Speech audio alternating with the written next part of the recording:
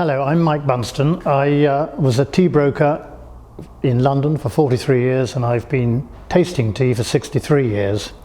This afternoon I'm going to look at some tea bag leaf out of the bag and try and assess the relative value of the teas that I'm looking at.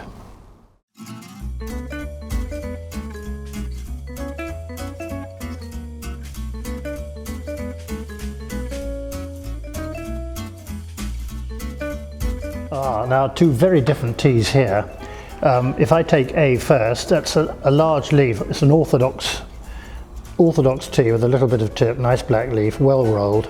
So one would expect that to be a quality tea. It'll be in the tetrahedron type tea bag, which is we call pyramid, but the tetrahedron is a proper name.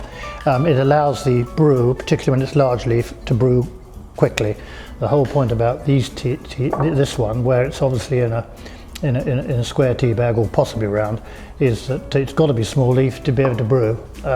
Whereas because it's very tight in the bag, there's not a lot of room. Now, if I take B, very small leaf, pecker fanning size leaf and pecker dust. Quite a bit of fibre in it, which isn't always good. It may give it a bit of colour, but it doesn't help the quality.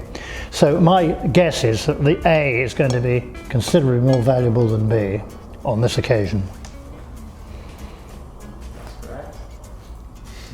So A is tea pigs. Yeah. And B is it's just regular Yorkshire tea.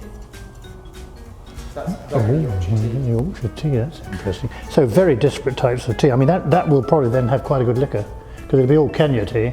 There's a bit more fibre in it than I was expected. I know they think they can do that because it's in a tea bag. This is always a slight dilemma.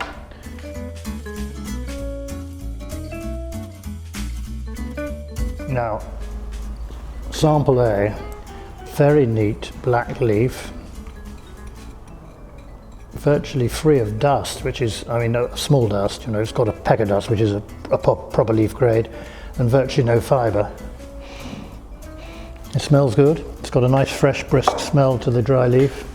Now if we go on to B, actually, again, it's quite black. It's more mixed. There's a lot of dust in there, a little bit of fibre. Well, I would definitely think there that A is more valuable than B. Correct. So A is Yorkshire Gold. And you wouldn't think I was a tea taster, would you? B is PG Tips. Which one? PG Tips. It's B, is it? Yeah, that doesn't surprise me. And that was? Yorkshire Gold. Oh, says it all, doesn't it?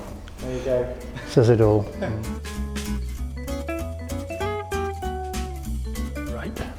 So sample A, my goodness, this has got a lot of fibre in it.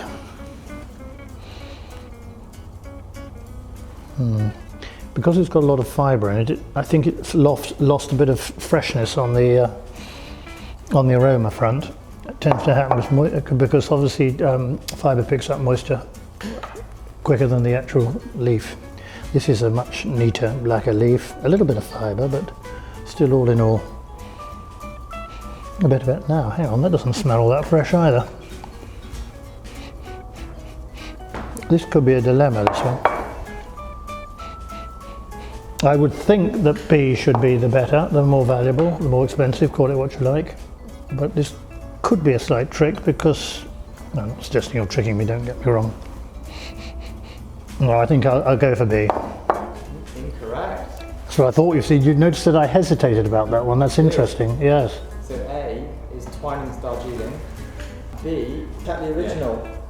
I suspect if you liquored those two, well, it would be reasonable. I think you might just be able to discern that it's Darjeeling in the liquor. Not always that easy, though. Yeah.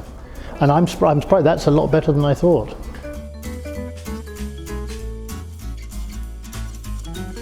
Right, so sample A, lovely black leaf, well twisted. I think there's a hint of vanilla in there. I think it's possibly an Earl Grey. It's got something in there. On the nose, I would say it's slightly vanilla-y, but it may be an Earl Grey, although the bergamot isn't strong. which I'm afraid is a very plain, fibrous brown leaf, small leaf, and there's no doubt that that's going to be the more valuable, for sure. Or if it isn't, there's something very wrong in the state of somewhere. Yes, no, A is the one, should be the more expensive, and probably by quite a long way. Correct. So A is T2 Melbourne breakfast tea, and B is Taifu 1 cup. So one of the most expensive teas in the UK, and that's from Poundland. Now Taifu 1 cup, and it's yes. 1 pence a bag. That's a famous one. Yeah, well, that says it all about. I mean, this is the thing that depresses me, that they have to do such cheap tea. It doesn't give tea a good image at all. It was very big in the 90s. They were all doing these value packs. Yeah, I was chairman of the tea trade dinner in 1999, and I made my speech about quality tea. I could do this being a tea broker because, as I said, I'm in the middle. I wasn't a buyer, I wasn't a producer, and I mentioned that I was seeing an awful lot of poor tea coming onto the market, and it wasn't doing the image of tea any good. And it got quite a lot of plaudits from the tea industry, I might say. Except for one poor chap from the Argentine, because I happened to mention Argentine tea by name, which was a shame. He came rushing up to me after the dinner and said, "Mike, you're very rude about..." I said, "No, Antonio, I didn't include you in that. You produce the best tea in the Argentine. I'm talking about, you know the ones I mean." He said, "Yeah, I do." Now, I still got a very slight hint of something in there. Vanilla. Yeah, it's I think artificial vanilla. Yes, that's what it smells like, yeah. And they call that Melbourne breakfast blend. Perhaps they like vanilla in Melbourne. Interesting. No, but I mean, there's no contest, as you say.